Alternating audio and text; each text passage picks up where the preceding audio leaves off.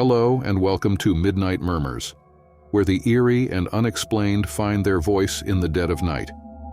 Tonight, we take you into a story rooted in reality, one of abandonment, isolation, and the chilling discovery of what happens when places meant to be safe turn sinister. You won't look at your local mall the same way again after this. Buckle up, because this is the true, terrifying tale of the closed Mall of Shadows. Let's begin. In the early 2000s, a bustling mall stood proudly in the heart of a small American town.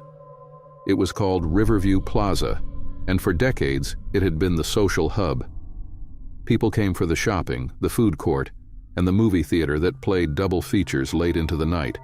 But like many malls across the country, Riverview Plaza eventually fell victim to online shopping and declining foot traffic. Stores closed one by one, and by 2015, the mall was officially shut down. For years, the building sat abandoned, slowly decaying. Yet the mall wasn't entirely empty. Residents in the area often whispered about strange happenings, lights flickering in the dead of night, faint sounds of laughter and footsteps echoing from inside, even though no one was there. It became an urban legend. Then, in 2018, a group of urban explorers decided to investigate.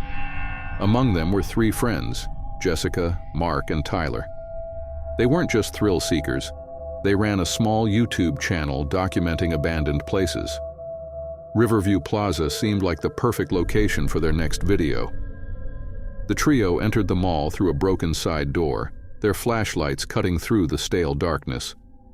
The air was heavy, carrying the faint smell of mildew and decay. They marveled at the eerie stillness, filming the remnants of what once was. A broken carousel in the center court, overturned tables in the food court, and graffiti covering almost every wall. But something felt off. As they ventured deeper, Jessica swore she heard faint whispers. At first, the others dismissed it as the sound of their own footsteps bouncing off the walls. But then they all heard it, a soft, distinct voice calling for help. "Hello? Is someone there?" Tyler called out, his voice trembling. There was no reply, just silence. The group pressed on, thinking they might find a homeless person or another explorer. But as they moved toward the sound, the whispers seemed to grow louder, more frantic, and came from multiple directions at once. Mark suggested they leave, but Jessica refused. "What if someone's hurt? We can't just walk away." Reluctantly, the boys agreed. They followed the noises into the old maintenance tunnels below the mall, a labyrinth of narrow corridors and storage rooms. The whispers faded, replaced by an unnerving hum, like the faint buzz of electricity. Then, they found it. A small room with a heavy metal door slightly ajar. Inside, there was a makeshift camp, blankets, food wrappers, and empty water bottles. But the room was empty, no sign of anyone living there. That's when the door slammed shut, and then they saw them. Figures standing in the shadows, motionless, watching. They weren't human. Their outlines were blurry, their eyes glowing faintly in the dark.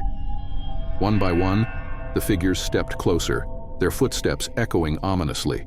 The trio bolted, their fear fueling them. But no matter how far they ran, the figures seemed to multiply, closing in on them. Jessica tripped and fell, screaming as one of the shadowy beings reached out for her.